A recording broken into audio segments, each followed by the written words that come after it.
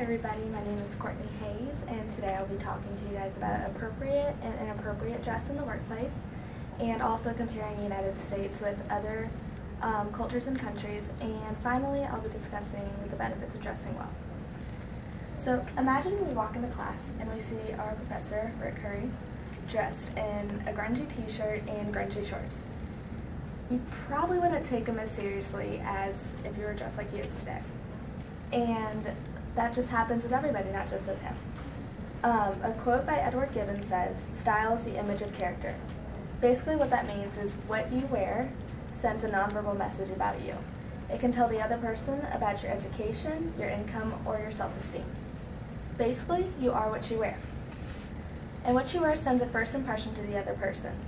You only have one chance to make that first impression, and that impression lasts. So I'm going to go into what is inappropriate to wear in the workplace. Jeans, low-cut tops, bearing shoulders, short skirts, shorts, dresses, t-shirts, bearing tattoos, all of those are considered inappropriate in the workplace. And basically a good rule of thumb is if you question if it's appropriate, it probably isn't, so you should just stick it back in the closet. Now that you know what is inappropriate, I'm going to go into what is appropriate.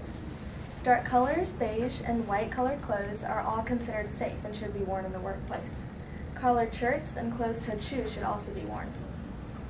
America is becoming more casual in what they wear in the workplace, so if you want an idea of that, just look around the room. It's what we wear when we give our speeches, so that's basically what casual is. But there is also some businesses that require formal dress, which is normally just a suit or a suit, tie, and a pencil skirt, something that's a little more dressier than casual. In fact, in the article Dress and Appearance in the book Business and Social Customs, according to professionals, people who wear suits, male and female, are perceived as more professional than those who wear other attire. So now that you know what is appropriate and not inappropriate, I printed out some pictures so you guys can get a better idea. This is what is considered appropriate for menswear, and it's basically just tucked in shirt, polo, tie. So I'm going to pass this around so you guys can look at it. And this is what is considered important for women's wear. And it's casual and formal, and you guys can just get a good look at that. And this is definitely what's not to wear.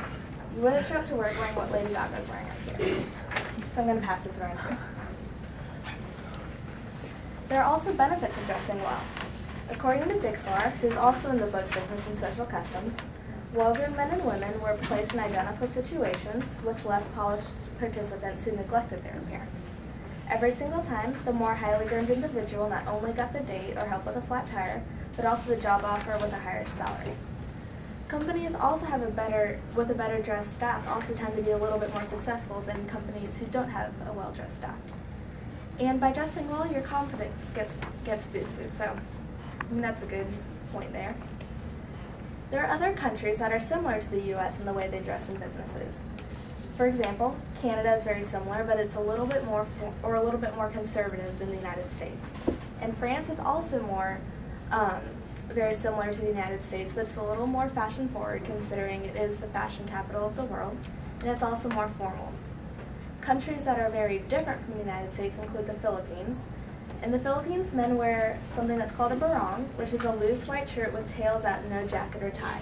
So it's very, very casual in the Philippines. In Saudi Arabia, a traditional headcloth is worn, but if you were to go there for a business trip, you would still wear the standard suit and tie like you would wear here. There are also colors that you should avoid in other countries. For example, in Thailand, you should avoid black and white because that's what people wear in a funeral. In China, you should avoid white because white signifies mourning. And finally, in Malaysia, you should avoid wearing yellow because yellow is the color of the royal family.